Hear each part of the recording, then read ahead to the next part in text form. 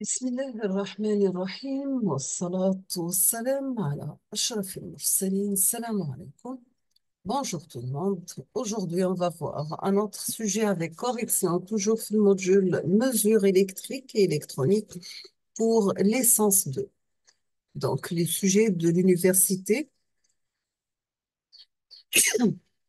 pardon, j'ai un problème d'allergie. Donc, c'est de l'université technologie Oran, Mohamed Boudief. Donc, module mesure électrique et électronique. On va commencer par l'exercice numéro 1 sur 8 points. Dans cet exercice, nous avons pour mesurer la puissance consommée par une résistance R. On utilise le montage de la figure numéro 1. On revient à la figure.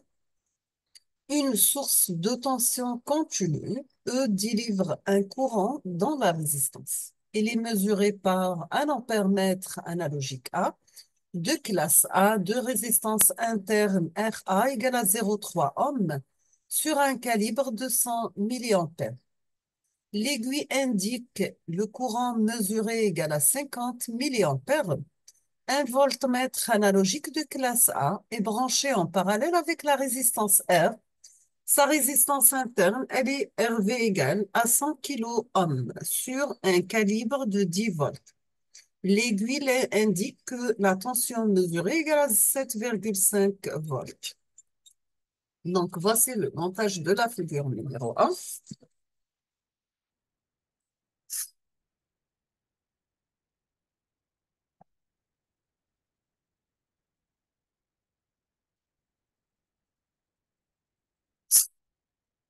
Donc, vous avez la tension E, vous avez l'ampère-mètre, le voltmètre et la résistance R.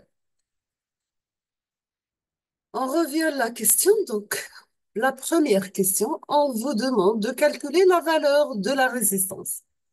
Donc, R mesuré, tout simplement, c'est la tension mesurée divisée par le courant I mesuré, sachant que nous avons les deux valeurs. La tension mesurée égale à 7,5.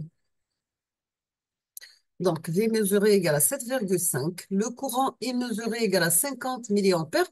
Donc, c'est 50 multiplié par 10 puissance moins 3. On obtient que la valeur de la résistance égale à 150 ohms. La deuxième question, on vous demande calculer l'erreur systématique de la méthode utilisée. Nous avons que la valeur obtenue, c'est-à-dire la valeur de la résistance R mesurée, est en fait la résultante de R en parallèle avec RV. Donc, l'erreur systématique, ça sera delta R S égale RV, donc de résistance en parallèle, c'est le produit divisé par la somme. Donc, c'est RV par R divisé par R plus R, la variation, donc moins la valeur de la résistance. Dans ce cas, on obtient que delta R S égale moins R au carré sur RV plus R. Pourquoi l'erreur, elle est négative? Car la valeur mesurée est plus faible que la valeur vraie. On obtient dans ce cas la variation, l'erreur systématique, donc la variation de RS égale moins 150 au carré divisé par la résistance de voltmètre égale à 100 kilo-ohms.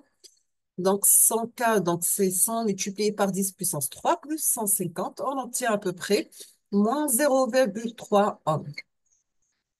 On passe maintenant, troisième question. On vous demande de calculer l'erreur instrumentale. Nous avons que l'erreur instrumentale résulte des erreurs commises par l'ampère-mètre et le voltmètre. Sachant que les deux instruments sont de classe A, donc nous avons cette information sur l'exercice. Alors, dans ce cas, on obtient la variation de V mesurée, ça sera 10 volts par 1 sur 100. Donc, on obtient la variation de V mesurée égale à 0,1 volt. La même chose pour la variation du courant. On obtient ces 100 milliampères par la classe 1 divisé par 100. On obtient est égal à 1 milliampère. Comment on va calculer la variation de delta R et sur R? Ce sera la variation de la tension mesurée sur V mesurée plus la variation de courant mesuré sur E mesuré. On fait une application numérique, on trouve le rapport delta R et sur R égale à 3,33%. Pour calculer delta R, donc ça sera 3,33% multiplié par 150 divisé par 100, qui est égal à peu près à 5 hommes. On passe à la question numéro 4. Dans cette question, on vous demande d'exprimer le résultat sous forme d'intervalle de confiance pour la valeur de R. Maintenant, si on va rajouter l'erreur systématique delta RS qui est égale à moins 0,3 ohm, on va obtenir R égale à 150 plus 0,3, on obtient la valeur de 150,3 ohms. Or, l'erreur instrumentale, elle est de 5 ampères. Donc, de 0 de R, on n'a rien certain. On peut alors écrire R comprise entre 145 ohms et 155 ohms. D'accord? Plus ou moins dans 150 plus 5, c'est 155. 150 moins 5, c'est 145. 45. Cinquième question, on vous demande de calculer la puissance mesurée qui est affectée d'une erreur systématique liée à la méthode de mesure. La formule utilisée, c'est que la puissance dissipée par la résistance R, P mesurée, égale la tension V mesurée par le courant mesuré. On obtient la valeur de 375 millivolts.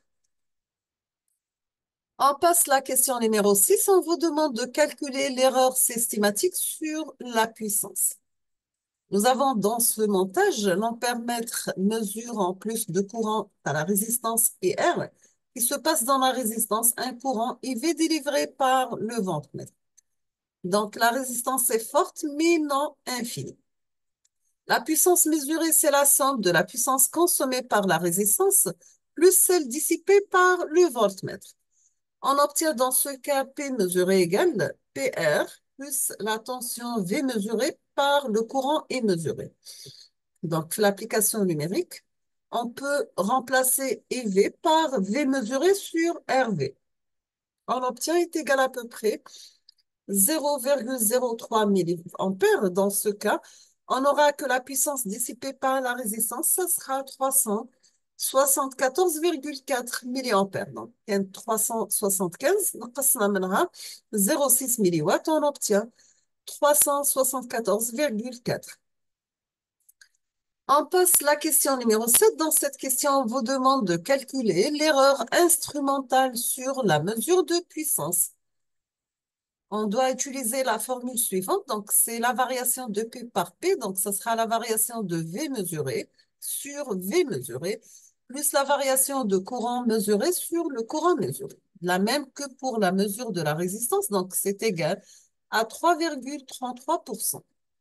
On aura dans ce cas delta P, donc nous avons trouvé la valeur de 374,4 multiplié par 3,33%, donc c'est divisé par 100.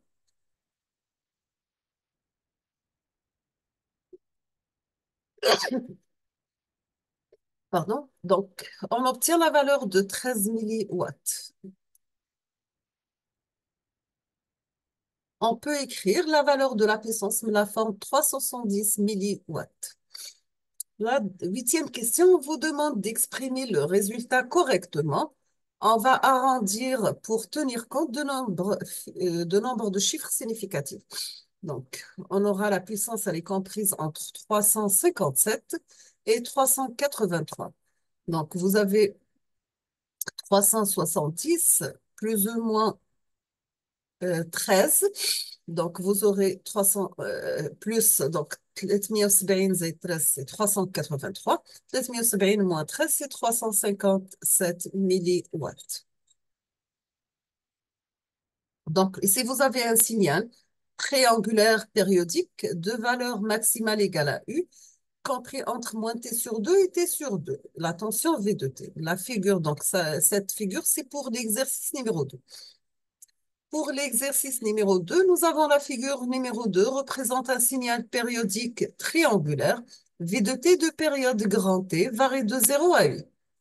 La première question, on vous demande de calculer la valeur moyenne de V de T. Donc, par définition, la valeur moyenne est égale à 1 sur T, l'intégrale de moins T sur 2 à T sur 2 de V de T dt. V de T, donc, c'est l'équation d'une droite, deux équations d'une droite de valeur U par 1 moins 2T sur U. U, c'est la valeur maximale. On obtient dans ce cas la valeur moyenne, ça sera U divisé par 2. Pour la valeur efficace, par définition, la valeur efficace est V au carré égale à 1 sur la période, l'intégrale de moins t sur 2 à t sur 2 de V au carré dt. On obtient que la valeur efficace, c'est U divisé par racine de 3.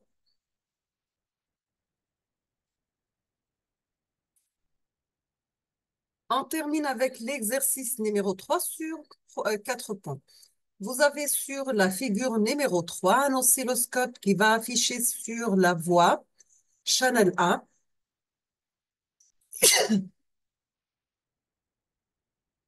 un signal périodique triangulaire avec une constante continue, c'est le offset. En utilisant les indications de la face avant de cet appareil, extraire les caractéristiques du signal. Premièrement, l'amplitude. Nous avons que la valeur pic à pic représente 2 divisions verticales par 10, donc on obtient, on a 2 divisions par 10, donc 2 volts par division, on a 10 volts par division, on aura 20 volts. L'amplitude, ça sera 10 volts. Là, parce que crête à crête, pic à pic. La valeur de la composante continue, donc c'est la tension offset. Le minimum, c'est 0 volts. Le maximum, c'est 20 volts. Donc, la tension d'offset, elle est égale à plus 10 volts. On termine avec la troisième question. Pour la période et la fréquence de ce signal, vous avez une période de signal représente 5 divisions horizontales. Donc, vous avez 1, 2, 3, 4 et 5. Donc, sachant multiplié par le calibre qui est égal à 0,2 millisecondes par division. Donc, on aura 1 milliseconde, c'est la période. La fréquence, toujours, c'est l'inverse de la période. Donc, 1 sur 10 puissance moins 3 est égal à 1000 Hz. Nous sommes arrivés à la fin de ce sujet. Je vous remercie infiniment pour votre attention et à la prochaine vidéo, Inch'Allah. Merci.